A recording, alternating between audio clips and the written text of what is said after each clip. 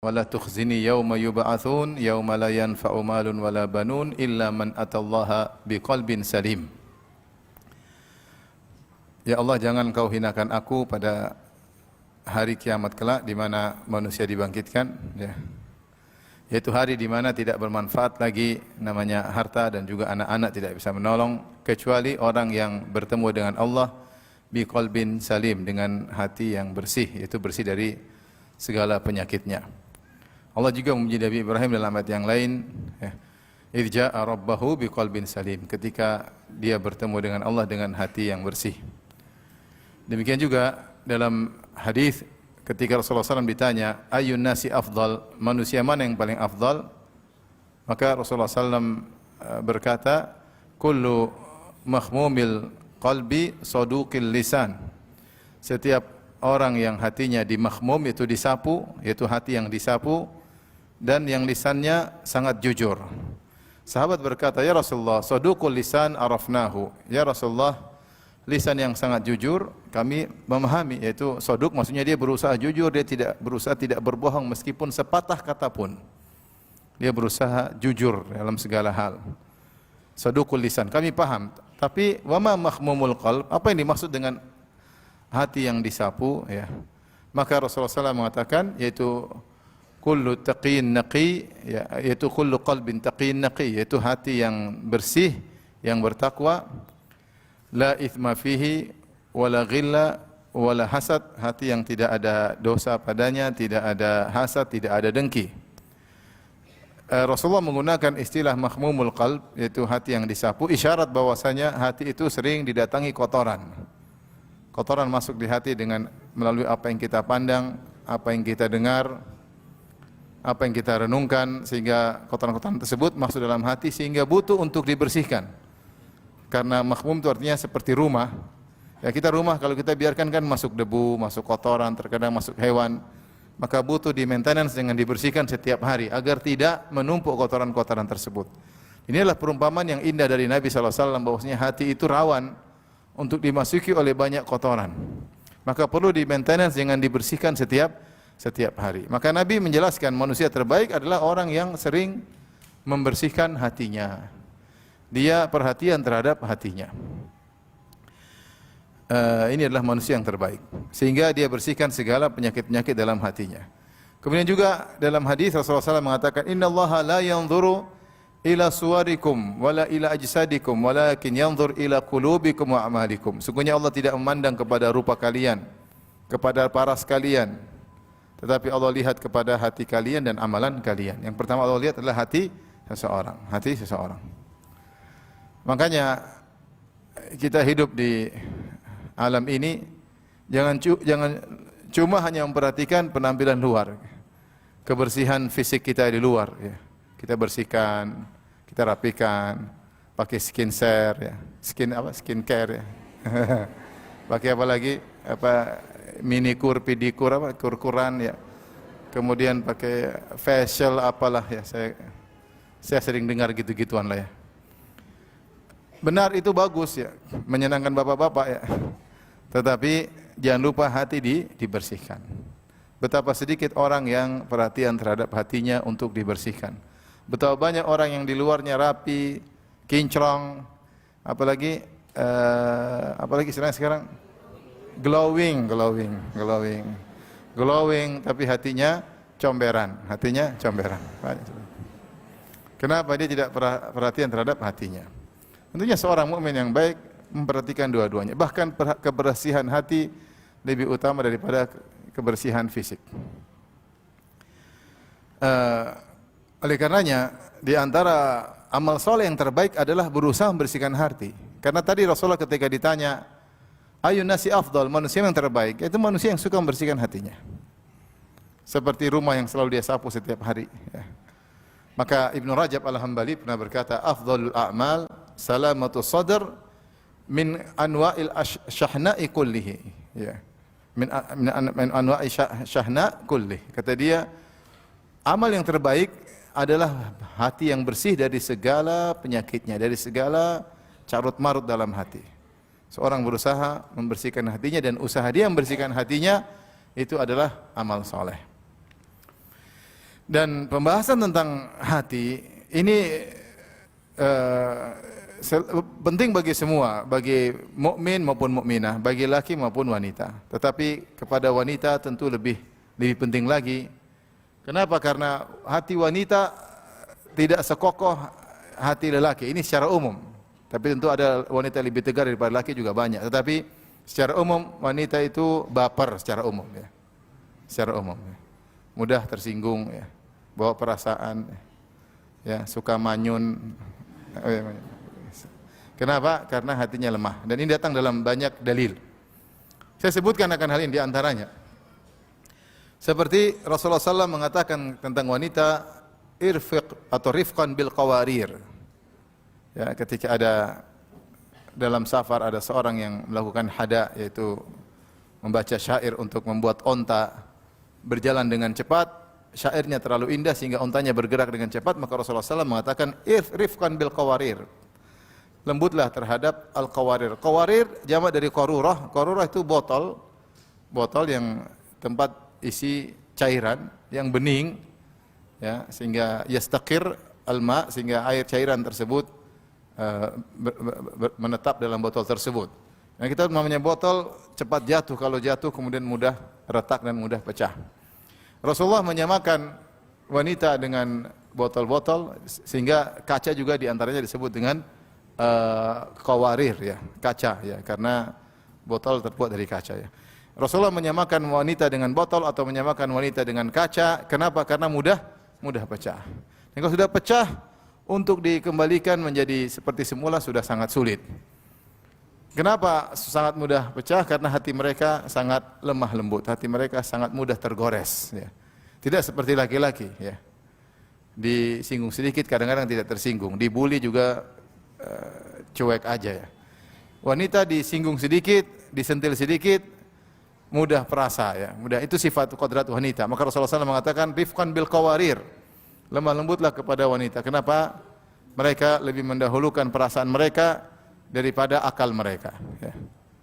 Mereka mendahulukan perasaan mereka daripada akal mereka. Tentunya ini dibutuhkan dalam banyak hal seperti ngurus anak, merawat anak ya. Dan banyak, tapi secara umum kalau wanita, kenapa mereka kuat ngurusin anak? Karena hati mereka yang begitu sayang, begitu lembut kepada anak-anak. Yang laki-laki tidak bisa melakukannya. Tapi dalam hal yang lain hati mereka mudah tergores. Kalau dia tergores susah untuk diperbaiki. Sudah disakiti ingat melulu ya. Sampai mati enggak lupa-lupa ya. Maka Rasulullah sifati dengan wanita itu mudah retak seperti kaca-kaca. Demikian juga dalam ayat Allah ketika menyuruh kaum mukminin tidak boleh saling mengejek, saling menghina. Kemudian Allah khususkan para wanita. Dalam surat Al-Hujurat kata Allah Subhanahu wa taala, "Ya ayyuhalladzina amanu la yaskhar qaumun min qaumin asa an yakunu khairan minhum, wala nisa'un min nisa'in asa an yakunna khairan minhunna, wala talmizu anfusakum," dan seterusnya. Kata Allah Subhanahu wa taala, wahai orang yang beriman, janganlah sebagian kalian mengejek sebagian yang lain. Bisa jadi yang diejek lebih baik daripada yang mengejek. Ini sesungguhnya perkataan Allah Subhanahu wa taala, wahai yang beriman. Ini mencakup wanita maupun lelaki. Tapi setelah itu Allah mengkhususkan para wanita, wala nisa'un min nisa'in. Dan janganlah sekelompok wanita mengejek sekelompok wanita yang lain. Asa an yakunna khairan minhunna. Bisa jadi yang diejek lebih baik daripada yang mengejek. Sebagian ulama, kalau tidak salah Al-Qurtubi, sebagian ahli tafsir mengatakan, kenapa dikhususkan penyebutan wanita? Padahal sudah cukup disebutkan lelaki sebelumnya, ya alladzina amanu. Apalagi setelah itu Allah kembalikan lagi kepada domirkum, kata Allah, wala talmizu anfusakum. Jangan kalian saling, dan seterusnya. Kembali lagi kepada kum. Kenapa disebutkan wanita secara spesifik setelah disebutkan kaum beriman secara umum? Karena saling mengejek itu sering terjadi di antara wanita. Wanita itu hatinya baper ya. Mudah sakit hati, mudah mengejek, mudah iri, mudah dengki. Betapa banyak wanita saling mengejek cuma gara-gara misalnya masalah dompet ya, masalah tas, masalah sepatu. Wih, dompetnya dompet jadul, masya Allah. Ya, itu tasnya tas jadul, tas model gitu masih dibawa-bawa. Jadi sering ngejek di antara mereka. Bajunya itu aja.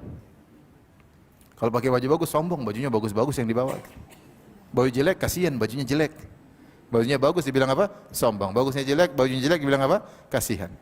Jadi banyak di antara wanita bahan untuk saling mengejek di antara mereka sangat banyak. Bisa saling mengejek gara-gara anaknya, bisa saling mengejek gara-gara tasnya, bisa mengejek gara-gara suaminya. Cantik-cantik suaminya jelek.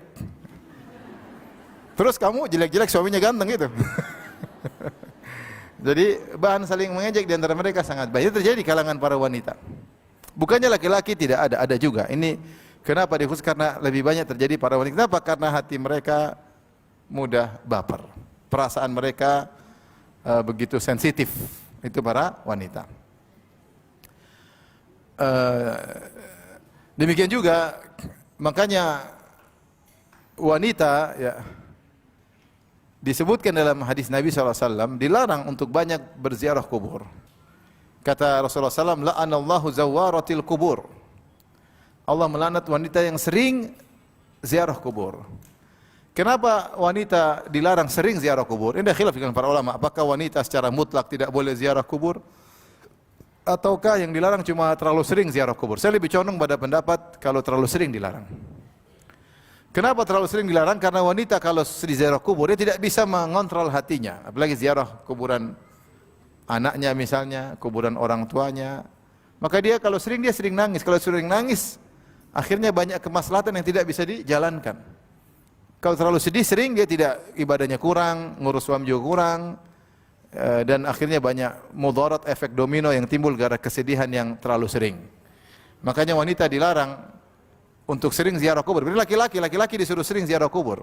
Karena mungkin lihat dunia perlu ke ziarah kubur untuk ingat akhirat. Wanita padahal ada manfaat yang sama-sama ingat akhirat, tapi wanita dilarang terlalu sering karena hati mereka yang tidak kuat. Demikian dalam hadis kita tahu bahwasanya niyahah meratap termasuk dosa besar, meratapi orang sudah meninggal. Ada saudara meninggal, ada kakak meninggal, adik meninggal, kemudian meratap dengan mengangkat suara, ya, kenapa kau pergi meninggalkan kami? Ya Allah, kenapa kau ambil dia? Ya Allah, dia ini terlalu baik. Ya Allah, ini banyak ratapan-ratapan begini menunjukkan tidak ridha dengan takdir Allah Subhanahu wa taala. Ini berlaku pada laki-laki maupun perempuan. Tetapi datang dalam hadis dengan lafal wanita secara khusus. Wan naihatu illam tatub qabla mautiha tuqamu yaumal qiyamah, ya. 'Alaiha sirbalun min qatiran wa dir'un min jarab. Atau kama qala Nabi sallallahu alaihi wasallam. Wanita peratap kalau tidak bertobat sebelum dia meninggal dunia, maka dia akan dibagikan pada hari kiamat kelak dengan memakai baju yang terbuat dari cairan yang panas dan mantel yang membuat gatal-gatal tubuh, ya. Disebut naihah, wanita yang meratapi. Kenapa? Karena yang banyak yang meratapi adalah wanita. Kalau ada kematian yang meratapi lama itu para wanita. Kenapa mereka mudah meratapi? Karena hati mereka sensitif. Laki-laki lebih tegar ketika menghadapi ujian. Ini saya katakan secara umum. Tidak semua laki-laki lebih tegar dari wanita. Ada wanita lebih tegar daripada laki, ada. Tetapi secara umum namanya niyahah sering terjadi pada para wanita. Kenapa? Lemahnya hati mereka. Dan bahkan disebutkan oleh Nabi sallallahu alaihi wasallam di akhir zaman ketika muncul Dajjal, Rasulullah SAW mengatakan yanzilu Dajjal fi hadhihi sabghah, ya. Dajjal akan turun daerah ini. Kemudian kata Rasulullah SAW, fayakunu aktsara man yakhruj ilaihi an-nisa. Dan ketika Dajjal turun itu sekitar Madinah. Dajjal masuk Madinah enggak bisa. Maka dia singgah di daerah namanya Al-Jurf kalau tidak salah. Itu sekitar kota Madinah. Maka kemudian orang-orang banyak penasaran ingin ikut Dajjal, dan paling banyak yang keluar ikut Dajjal para wanita. Para wanita. Artinya mungkin di zaman itu entah mereka dengar isu-isu tentang Dajjal yang sakti, jadi kepo, pingin tahu, pingin terpengaruh dengan syubhatnya Dajjal, sehingga yang paling banyak keluar mengikuti Dajjal para wanita. Hatta inna rajula la yarji'u ila hamimihi wa ila ummihi wa ukhtihi wa ammatihi. Sampai akhirnya ketika wanita banyak yang keluar menuju Dajjal dari kota Madinah, keluar menuju Dajjal, maka seorang laki-laki pulang ke rumahnya, maka dia ikat istrinya, dia ikat ibunya, dia ikat adik perempuannya, dia ikat tantenya supaya tidak keluar menuju Dajjal. Kenapa banyak wanita yang ikut Dajjal? Karena hati mereka yang mudah terprovokasi banyak. Makanya wanita mudah terprovokasi dengan apa yang dia lihat, apa yang dia dengar, dan apa yang ada di sekitarnya.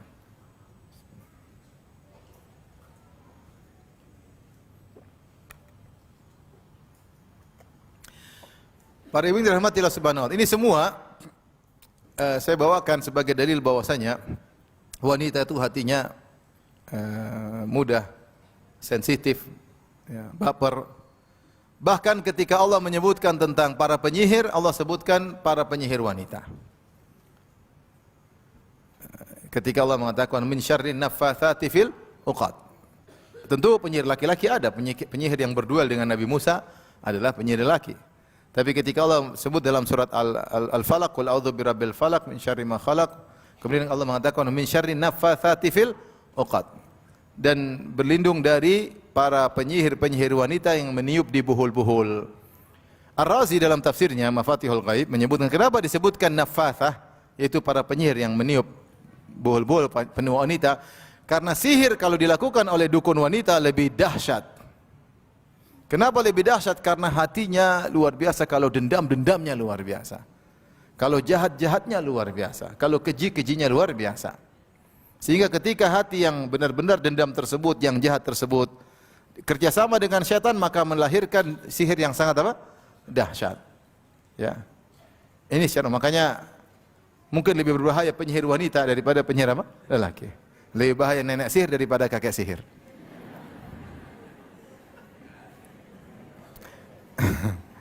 Karenanya ini semua saya bawakan agar para ibu-ibu yang hadir sekarang ini, para hadirat, untuk perhatian terhadap hati mereka.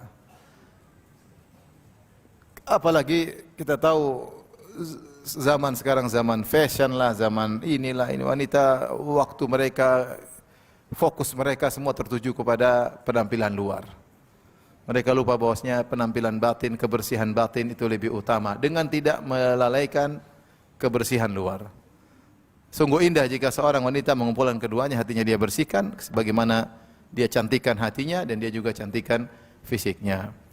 Baik, kita bicara tentang penyakit-penyakit hati. Penyakit-penyakit hati ada dua model. Penyakit-penyakit yang terkait antara seorang dengan Allah Subhanahu wa taala. Yang kedua, penyakit hati terkait seorang wanita atau seorang manusia dengan manusia yang lainnya. Dua-duanya adalah model-model penyakit yang harus dijauhi, kalau sudah menimpa harus segera diperbaiki. Ya. Adapun model pertama, penyakit-penyakit hati terkait dengan Rabbul Alamin, tentang Allah Subhanahu wa taala. Seorang harus berjuang untuk memperbaikinya. Seperti apa? Seperti misalnya tidak ridha dengan takdir Allah Subhanahu wa taala. Tidak ridha dengan rizki yang Allah berikan kepadanya. Ini penyakit. Ini yang membuat banyak wanita merasa sengsara padahal sebab bahagia ada. Padahal sebab bahagia apa? Ada. Ya. Kebahagiaan kembali kepada hati. Kapan hati kita bersih, kita bahagia. Kapan hati kita kotor, maka kita tidak bahagia. Meskipun penampilan luar kita luar biasa, mungkin naik di atas mobil yang mewah, mungkin ditemani oleh bibi-bibi, pembantu-pembantu, dayang-dayang kanan kiri, ya. Mungkin tidur di rumah rumah yang mewah, kamar yang luas, tempat tidur yang mahal, tapi kalau hatinya berpenyakit, dia tidak bahagia. Makanya di antara kebahagiaan penghuni surga adalah mereka memiliki hati-hati yang bersih. Allah sebutkan dalam Al-Quran, wa naza'na ma fi sudurihim min ghillin tajri min tahtihimul anhar. Kami cabut dari dada mereka kedengkian-kedengkian, sehingga mereka masuk surga yang mengalir di bawahnya sungai-sungai. Dalam ayat yang lain, wa naza'na ma fi sudurihim min ghillin ikhwanan ala sururim mutaqabilin. Kami cabut penyakit-penyakit ghil, dengki dari hati mereka, jadilah mereka ikhwanan, penghuni surga saling bersaudara, ala sururin mutaqabilin, mereka di atas tempat tidur saling berhadapan dengan penuh semangat. Jadi karena apa? Karena tidak ada penyakit hati sama sekali antara satu dengan yang lain. Sehingga ketika mereka berhadapan, mereka ngobrol dengan semangat, dengan senang hati. Kenapa tidak ada penyakit hati? Tapi kalau kita ngobrol sama orang yang kita jengkel, yang kita dengki, tentu beda. ekspresi kita ketika kita ngobrol. Allah sebutkan di antara keindahan surga, kenikmatan surga adalah hati yang bersih. Makanya dalam hadis yang sahih, ketika kaum mukminin sudah selamat dari sirat, yang sirat adalah jembatan yang diletakkan di atas matni jahannam, di atas permukaan neraka jahannam, mereka lewat.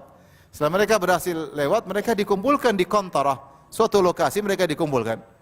Untuk apa? Kata Nabi, hatta idza hudzibu wa nuqqu, ketika mereka sudah dibersihkan. Itu hati mereka dibersihkan sebelum masuk surga. Sebelum masuk surga. Kenapa? Mungkin sebelum itu di antara mereka ada yang saling kisos ketika di sebelum sirat. Sehingga ketika mereka disidang oleh Allah mungkin ada kejengkelan, mungkin ada kedongkolan di antara mereka. Maka sebelum masuk surga Allah bersihkan dulu. Karena siapa yang hatinya kotor sedikit pun tidak bisa masuk surga. Kata Allah, tibatum fadkhuluha khalidin. Bersihlah kalian, maka silakan masuk surga dengan kekal di dalamnya. Jadi ini nikmat ya. Orang yang hatinya bersih, dia adalah orang yang paling bahagia. Meskipun mungkin dengan keterbatasan ekonomi, mungkin dengan keterbatasan paras yang mungkin tidak begitu cantik seperti yang lainnya. Tapi ketika hatinya bersih, dia wanita yang paling bahagia. Wanita yang paling bahagia. Mungkin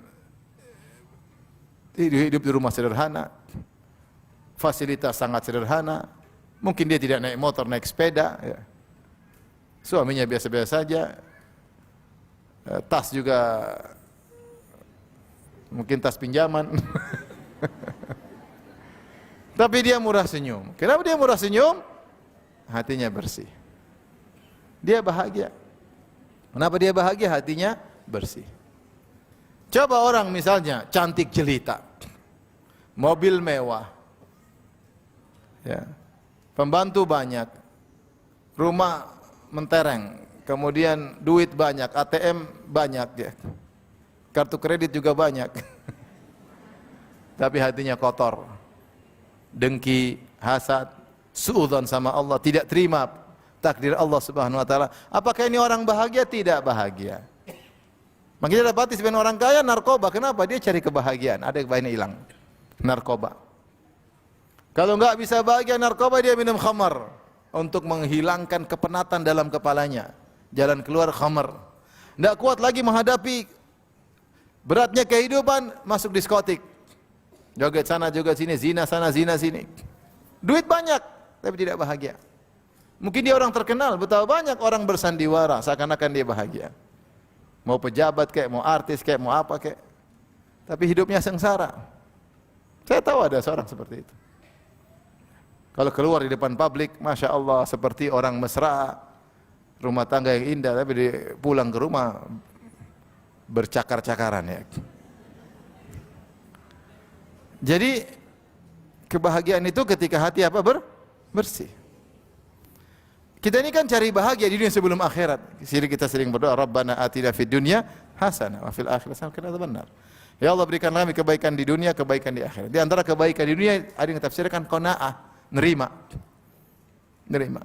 Maka ini nasihat buat saya pribadi dan juga para hadirin hadirat untuk membersihkan hati, dan itu adalah amal soleh yang terbaik.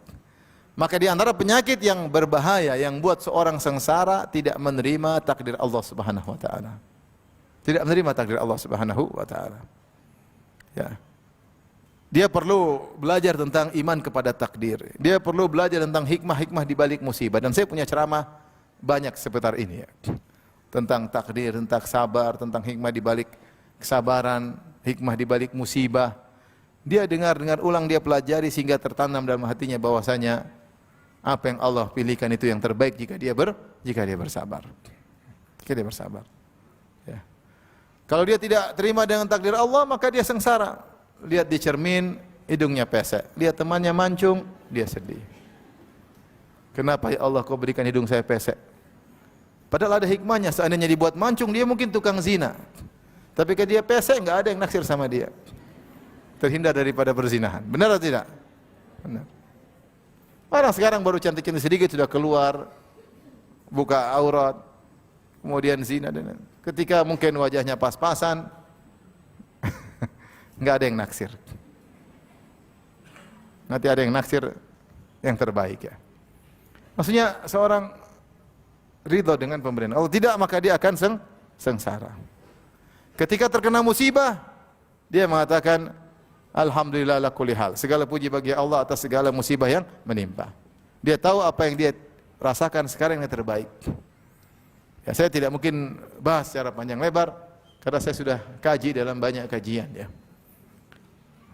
Maka ketika seorang ridha dengan apa yang Allah takdirkan, maka dia akan bahagia. Makanya Rasulullah SAW pernah bersabda, "Laisal ghina an kathratil arad, walakinnal ghina ghina nafs." Bukanlah kekayaan yang sungguhnya adalah kaya dengan banyaknya aset, tetapi kaya sungguhnya adalah kaya hati. Rasulullah SAW bersabda, "Irda bima qasahumahumullahu lak, takun agnan nas."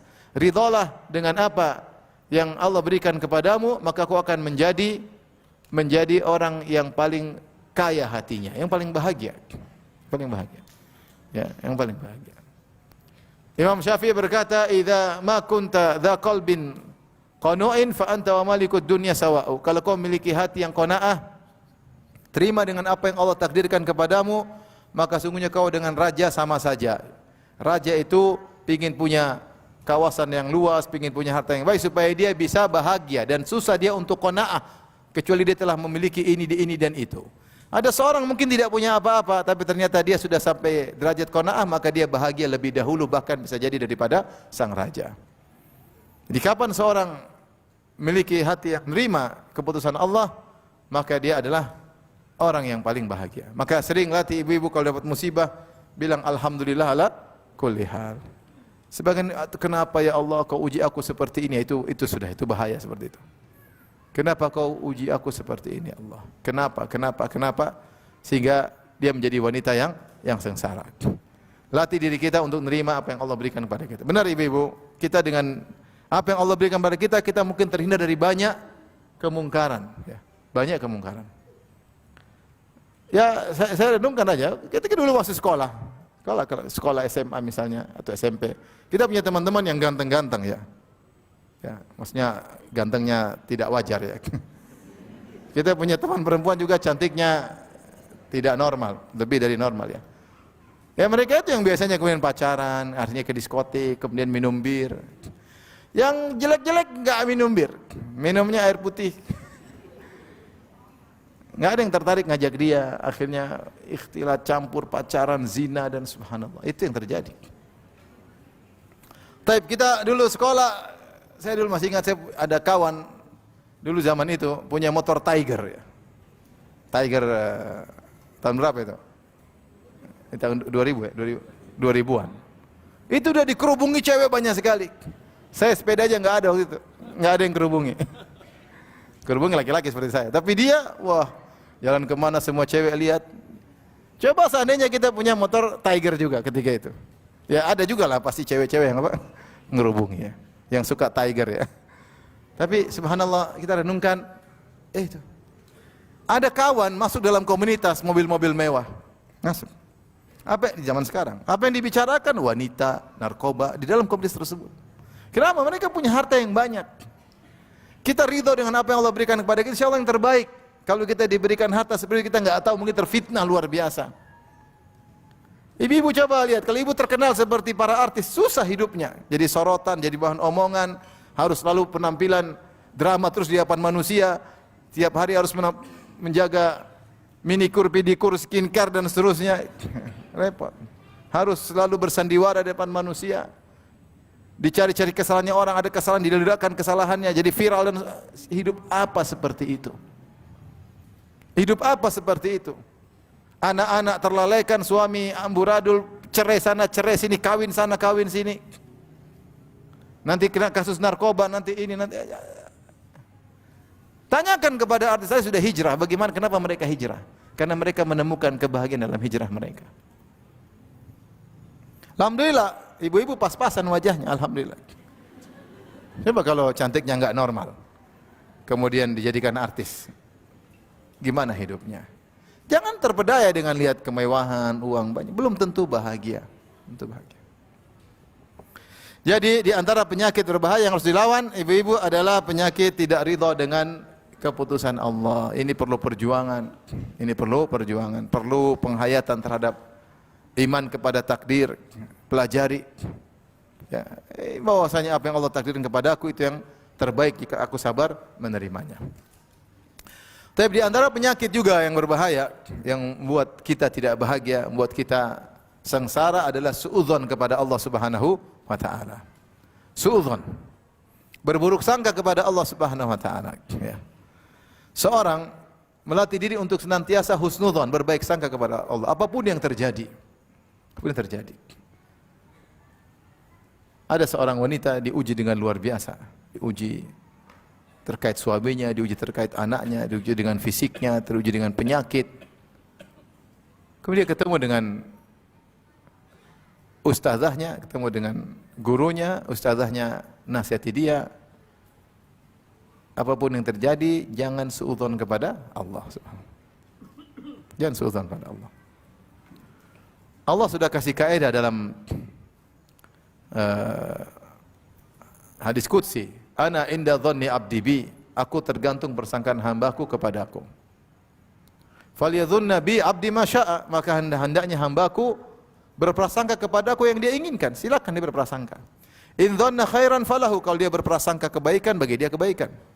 Wa in dhanna syarran falahu, kalau dia berprasangka buruk bagi dia keburukan. Subhanallah, hati ini diuji ketika Allah memberikan goncangan dalam kehidupan. Kadang muncul syaitan buat kita suudzon. Ya Allah, kenapa kau ginikan aku ya Allah? Ya Allah, kamu apakan diriku lagi? Jangan. Jangan pernah apa? Suudzon. Ya. Yadhunna billahi dhanna as-saw. Allah cela kaum musyrikin dan orang munafikin yang kata Allah mereka berprasangka kepada Allah dengan prasangka buruk. Tapi benar, kita terkadang diuji ujian yang berat buat kita mulai berprasangka macam-macam. Ketika mulai berprasangka macam-macam, segera luruskan prasangka kita. Sungguhnya Allah bersama prasangka kita. Ketika Allah sebutkan tentang kaum mukminin yang diuji, idz ja'akum min fawqikum wa min asfala minkum wa idz zaghatil absar wa balagatil qulubul hanajira wa tadhunnuna billahi adh-dhununa hunalika butuliyal mu'minuna wa zulzilu zilzalan syadida. Tentang perang Al-Ahzab. Kata Allah, ketika musuh datang dari atas kalian, itu 10.000. Kaum muslimin jumlahnya sekitar 2.000. Datang musuh mengepung dari atas, jumlahnya 10.000. Wa min asfali minkum, dari bawah orang-orang Yahudi sekitar 700 pasukan. Dan kondisi ketika itu musim dingin, musim lapar. Wa zaghatil absar, ketika kaum muslimin begitu ketakutan sehingga pandangan mereka tidak bisa stabil karena ketakutan yang masuk dalam diri mereka. Wa balagatil qulubul hanajir, ketika hati mereka sudah naik, jantung mereka naik ke kerongkongan saking ketakutan, deg-degan yang luar biasa. Karena mereka cuma 2.000 dikepung dengan 10.000. Dari dalam kota Madinah juga ada pengkhianatan dari orang Yahudi Bani Quraidah. Ya. Ya. Waktu Allah wa tadhunnuna billahi dhununa, maka kalian berprasangka kepada Allah dengan berbagai macam prasangka. Itu bisa menimpa siapa saja.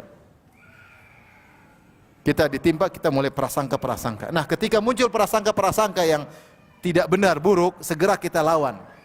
Kenapa kau berprasangka sama Allah? Bukankah selama ini kau diberikan kebaikan? Bukankah selama ini doamu dikabulkan?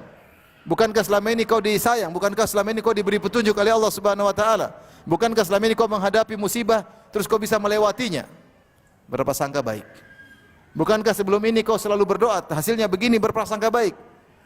Seorang terkadang diuji dengan sebuah ujian, sebagaimana kata Allah, wa tadhunnuna billahi dhununa, kalian pun berprasangka dengan berbagai macam prasangka. Hati-hati di situ. Rugi kalau kita prasangka buruk kepada Allah. Rugi apapun yang terjadi. Mau sakit separah apa, prasangka baik. Musibah sebesar apa, seberat apa, prasangka baik. Tinggal main hati aja, prasangka baik. Ingat firman Allah, wa huwa arhamur rahimin, dialah Allah yang paling maha penyayang. Yang paling maha penyayang. Saya sering sampaikan akan hal ini. Ketika Nabi Ayub berdoa, dia berkata, anni masaniyad-dhurr wa anta arhamur rahimin.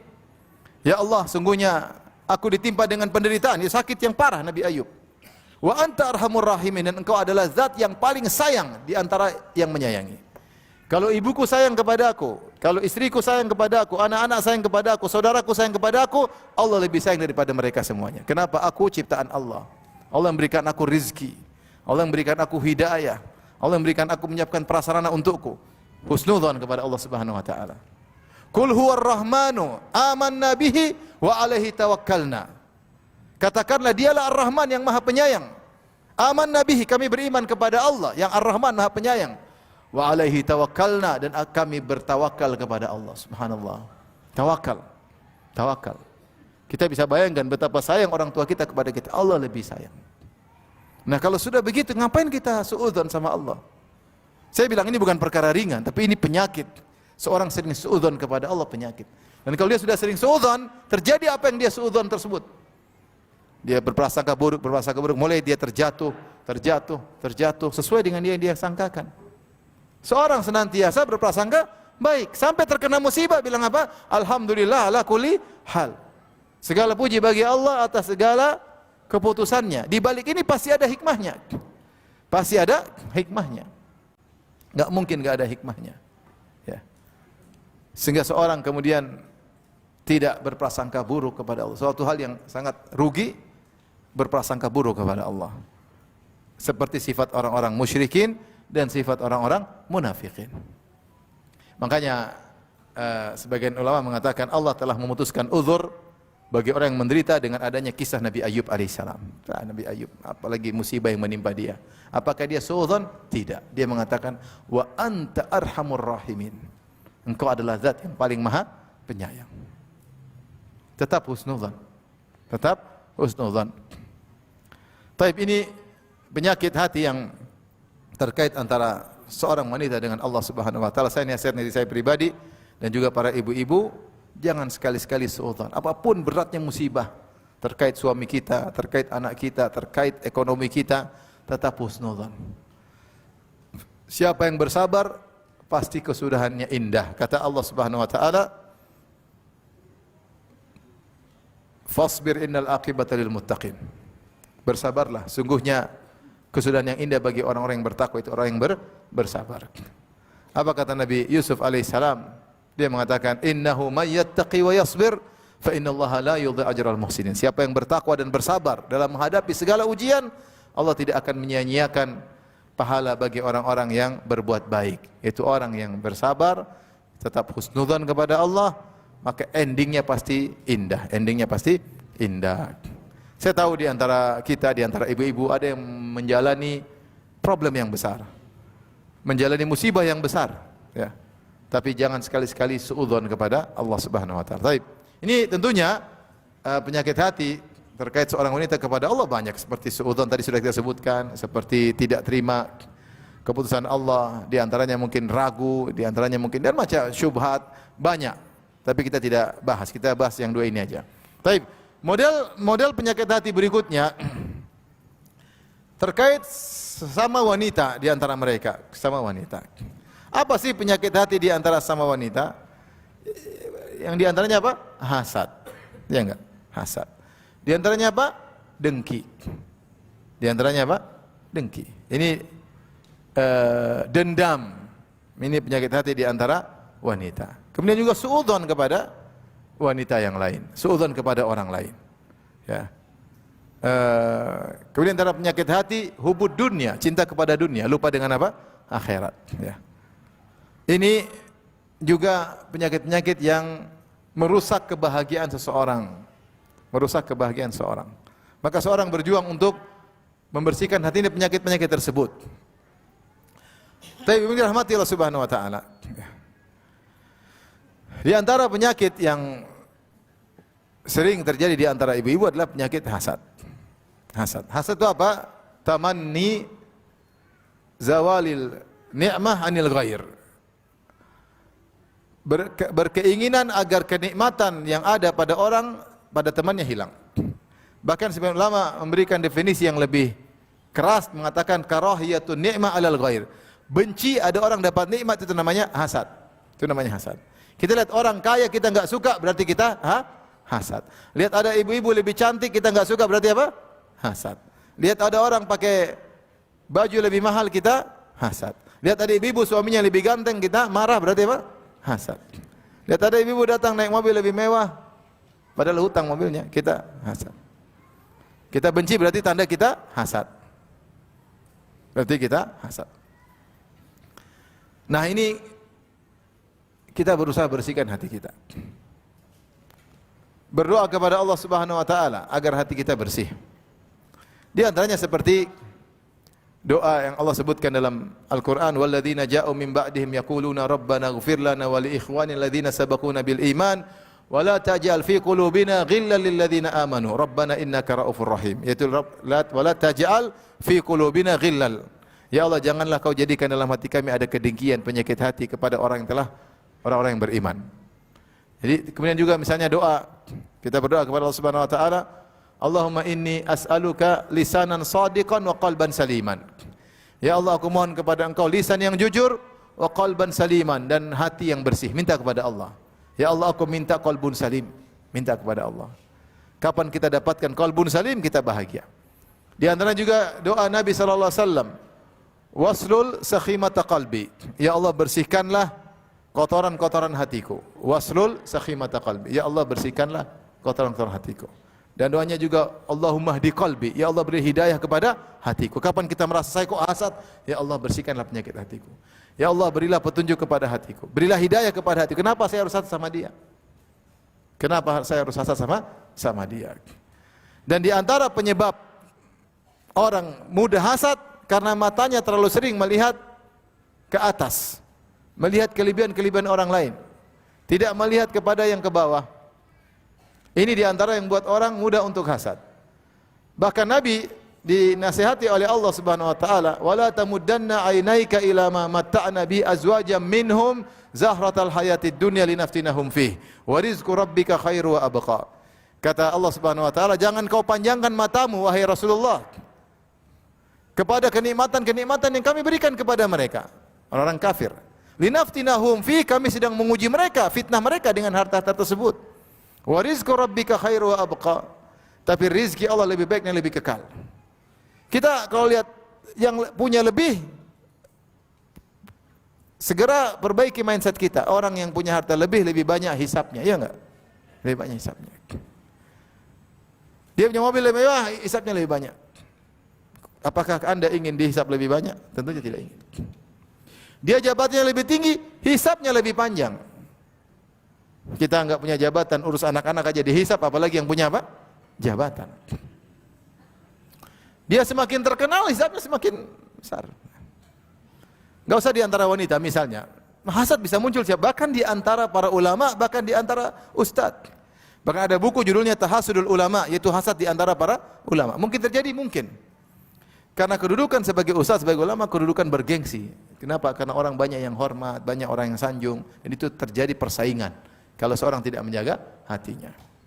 Misalnya ada ustadz, mungkin dia ceramah, yang hadir mungkin 10 orang. Hadir mungkin 5 orang, 4 orang. Yang satunya hadirnya 10.000 orang. Tapi enggak usah hasad ya. Sesungguhnya orang yang pengajiannya rame, dihadir banyak orang, berat ujiannya. Berat apa? Ujian popularitas, ujian keikhlasan, ujian duniawi, ujian wanita, banyak. Orang kalau sudah terkenal, menurut ilmu, sekarang sebagian orang ya, dai terfitnah dengan berbagai macam fitnah. Terfitnah wanita, ada enggak dai terfitnah wanita? Ada. Kenapa? Ketika dia mulai terkenal, mulai punya ilmu, dikerubungi oleh ibu-ibu, oleh janda-janda, oleh gadis-gadis, terfitnah. Ya. Selama dia laki-laki normal ya, enggak normal aman. Ada enggak penuntut ilmu terfitnah dengan dunia? Ada. Dia penuntut ilmu, ustadz mau yang lainnya, tapi bicaraannya mobil model baru lah, ini apalah, jalan-jalan ke sana. Bicaranya bukan bicara syariat, bicaranya apa? Dunia. Terfitnah dengan dunia. Bahkan dakwah dijadikan sarana untuk cari duit misalnya. Mungkin inilah dunia.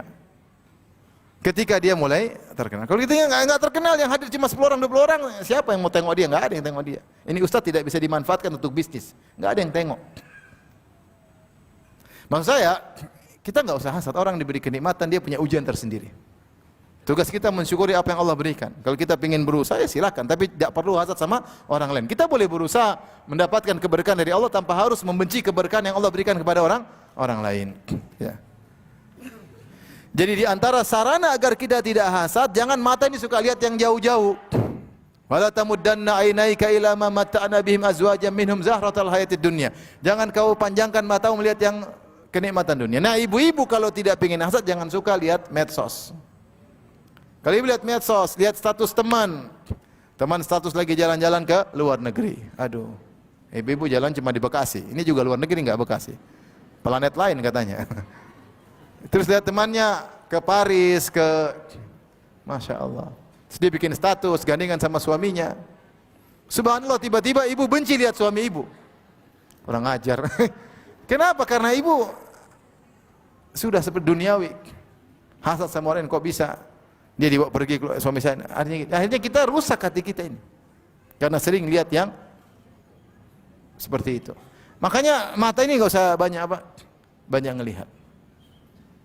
Karena hati ini bisa rusak kalau melihat yang tinggi-tinggi terus. Rasulullah telah mengatakan, "La tanzuru ila man fawqakum, walakin inzuru ila man asfala minkum, fa innahu ajdaru alla tazdaru ni'matallahi alaikum." Jangan lihat ke atas, tapi lihat ke bawah. Kalau kalian lihat ke bawah, kalian tidak akan meremehkan nikmat yang Allah berikan kepada kalian. Lihat bagaimana saudara kita banyak yang susah, banyak yang menderita. Musim hujan aja, saya keluar dari rumah musim hujan. Ada orang bawa gerobak, anaknya dalam gerobak kena hujan. Sudah, lihat itu ibu, jangan lihat ke mall, lihat apa? Tuh, ada orang dorong, ngais makanan. Saya kemarin cerita, ada keluarga ketemu lagi naik motor dengan temannya, tahu-tahu ada nenek ngangkat apa botol-botol bekas mau dijual. Akhirnya keluarga beli nasi padang, mau balik, tahu-tahu dia nggak ada nenek ini. Cari-cari ternyata sudah pergi tempat lain mengais-ngais sampah. Itu di Jakarta. Ada seperti itu. Lihat yang gitu, jangan lihat yang kinclong-kinclong sama glowing-glowing. Lihat kayak gitu, kasihan. Kita alhamdulillah masih bisa ngaji, masih bisa makan, masih bisa gemuk, alhamdulillah. Itu kasihan aja.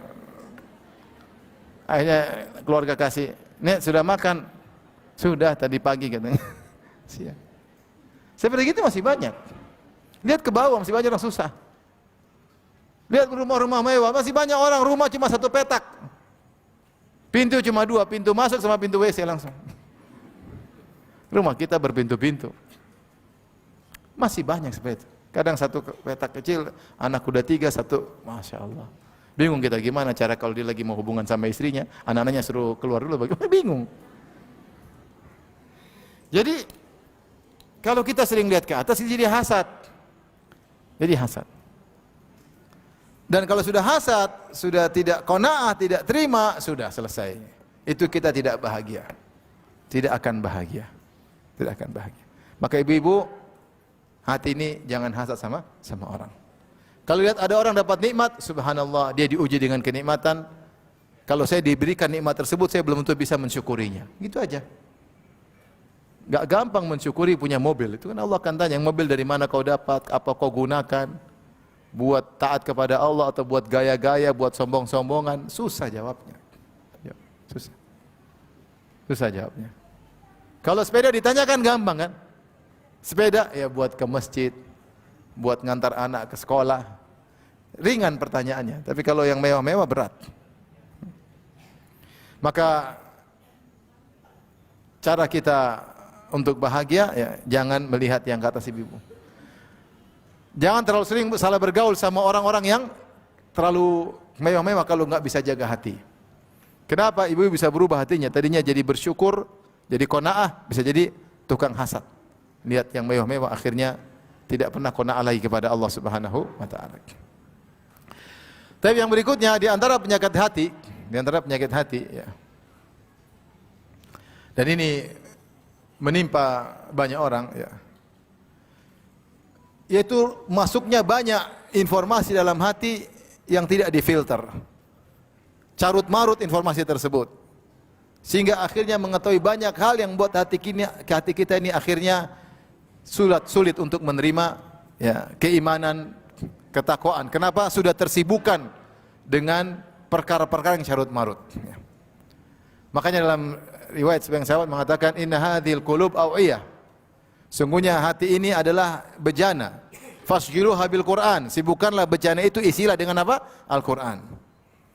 Saya sering sampaikan dalam penyampaian saya bahwasanya Di antara yang buat hati kita ini rusak, terlalu banyak yang kita lihat di medsos tentang berita ini, berita anu, berita ini, berita anu, berita bikin menyedihkan, berita bikin marah, berita bikin jengkel, berita maksiat yang kita lihat.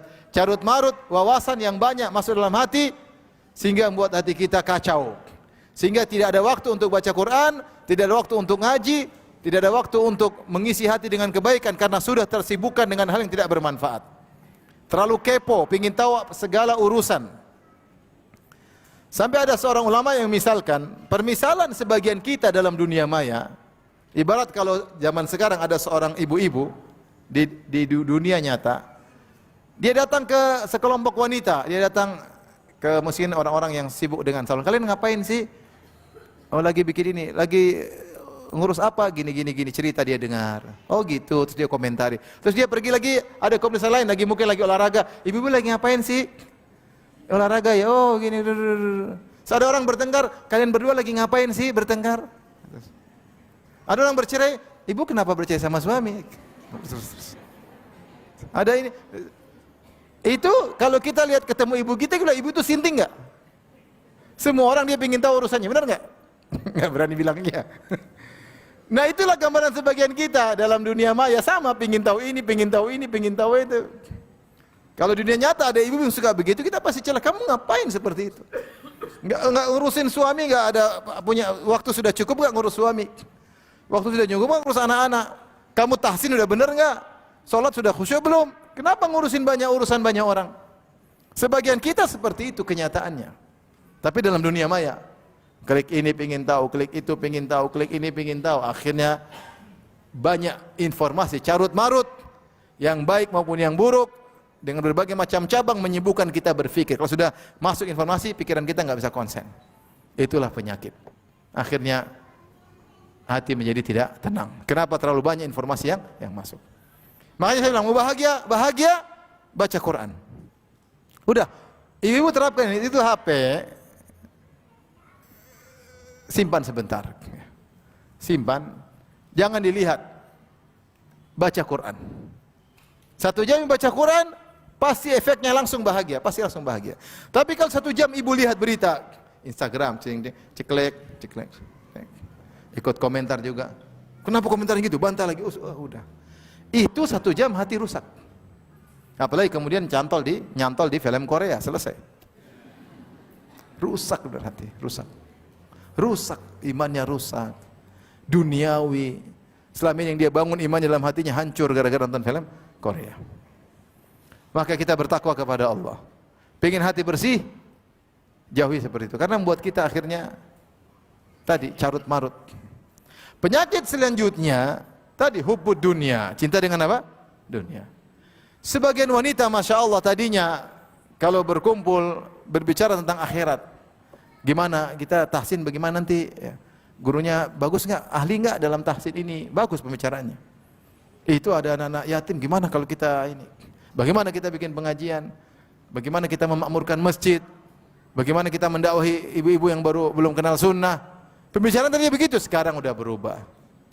Terlalu banyak yang dilihat, terlalu salah bergaul. Pembicaranya apa? Dunia.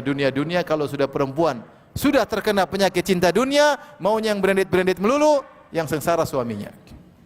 Suami sengsara. Maunya ke mall, maunya beli tas-tas branded. Tidak merasa pede kalau pakai tas murahan, ya.